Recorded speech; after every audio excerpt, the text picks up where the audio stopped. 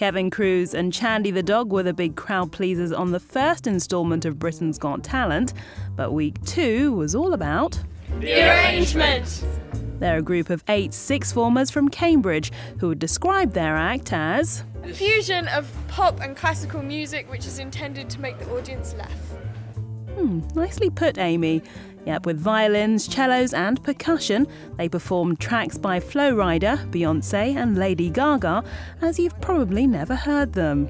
So if you're wondering how they got the idea for all this, vocalist Jono has the answer. It was a really boring lesson. We were learning about some classical music, and then Tom started playing Dizzy Rascal on the piano in a sort of classical way. It was Dance With Me, wasn't it? Yeah. And it sounded very funny, so I started singing, and we're like, hey, this sounds quite good. Why don't we try and why don't we do it at some college functions, maybe a few concerts? And it was quite well received, and our friends were quite supportive, and they said, why don't you take this further? And then we thought, how about Britain's Got Talent? And then we thought we needed something more, so we thought we'd get these lovely ladies on some violins and cellos, maybe to give the audience some eye candy while I do some hideous dancing. Certainly worked for the judges. They scored 3 yeses.